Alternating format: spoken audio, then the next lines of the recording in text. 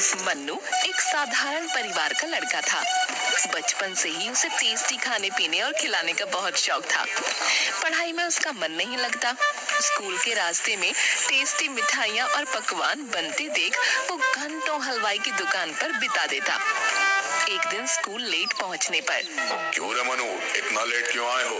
तुम्हें daily late हो जाता है, क्या बात है? सर, ये पिंटू हलवाई की दुकान पर खड़ा होगा।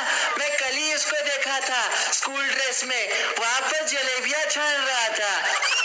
ओह, तो इसकी हलवाई की दुकान है। मनु, पिताजी से क्यों नहीं कहते कि स्कूल जाने के टाइम पे काम न करवाए? नहीं सर, इसके पिताजी इंजीनियर है। ये तो रास्ते में पड़ने वाली दुकानों में काम करता रहता है। अरे वाह, ये तो और अच्छी बात है कि मनु अपने खर्चे खुद उठाता है। तुम सभी को इसे फॉलो करना चाहिए। जीवन में हमें सेल्फ इंडिपेंडेंट ही होना चाहिए। शाबाश मनु, लेकिन पढ़ाई के समय पढ़ाई ही होनी चाहिए।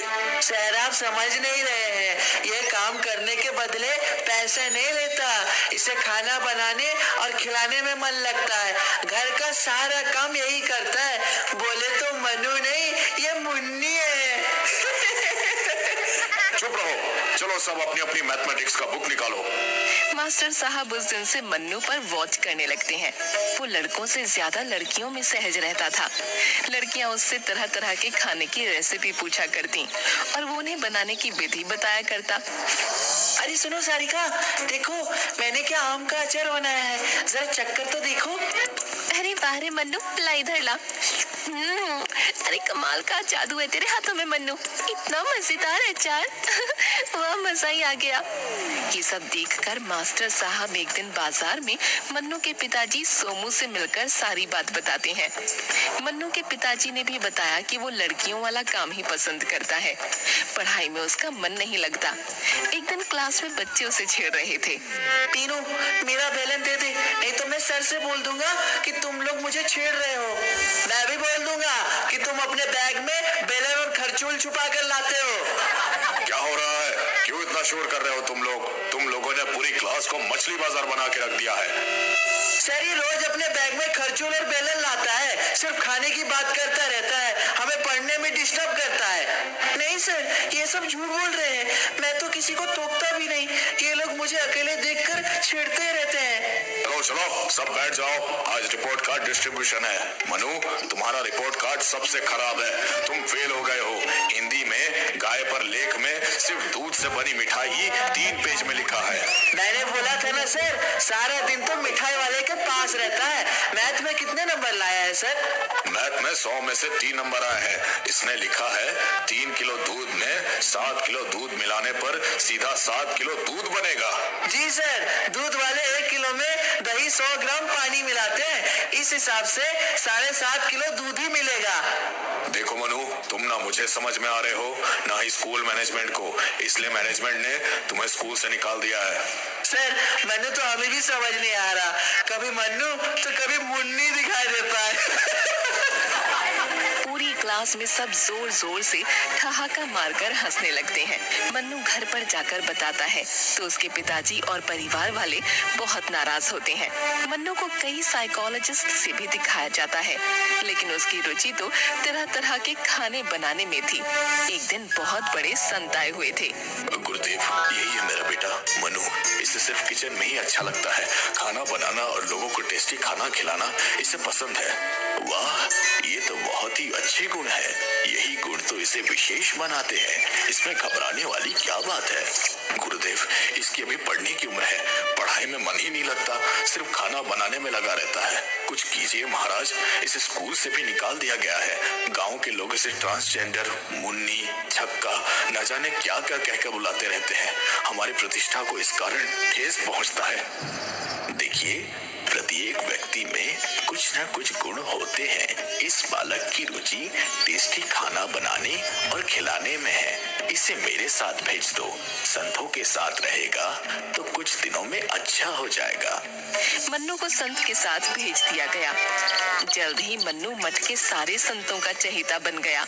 वो अच्छे अच्छे पकवान बनाकर संतों को खिलाता।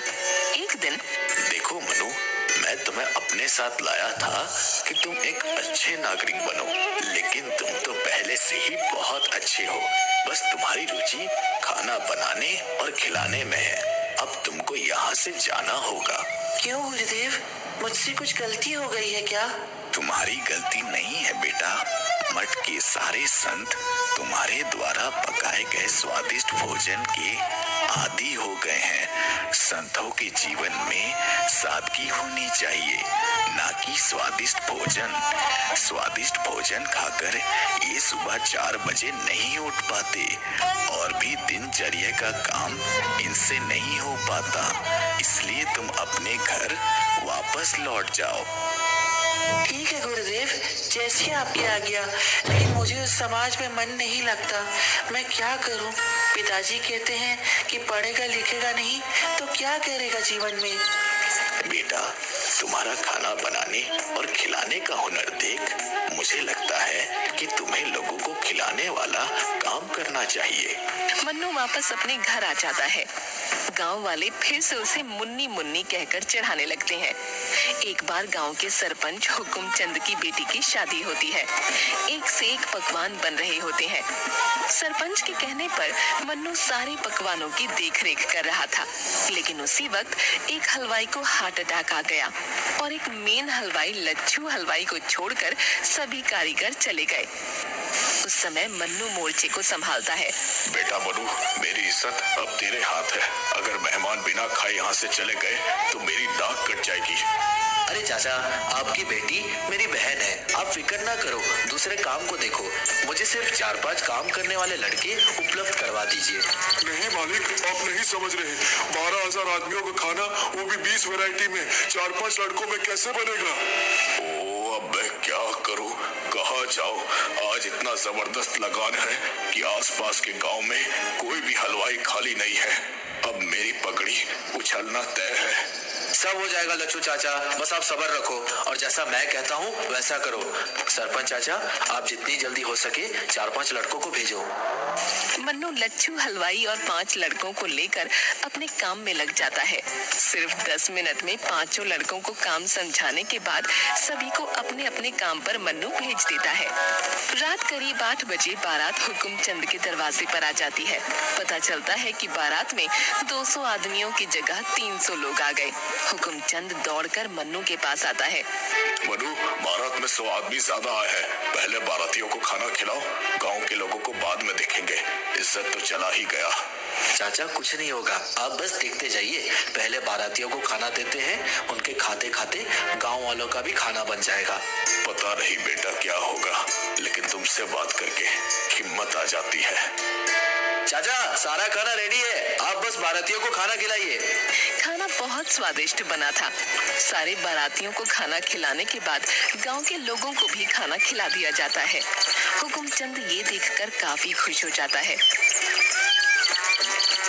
वो मन्नू की प्रशंसा पूरे गांव से कर रहा था। अरे सोमू, कल अगर तुम्हारा बेटा मनु नहीं होता तो मेरी इज्जत तो चली ही जाती। वो सब तो ठीक है सरपंच जी, लेकिन इसी रुचि के चलते इसकी पढ़ाई छूट गई। लोग इसे मुन्नी और न जाने क्या क्या कहते हैं। वो आपसे छुपा हुआ नहीं है। अरे कहने वालों को कोई रोक सका है? मनु में जो टैलेंट है वो किसी में नहीं। कल मेरी बेटी की शादी में एक से एक ऑफिसर, इंजीनियर, डॉक्टर, वकील, बिजनेसमैन आए हुए थे, लेकिन मनु ने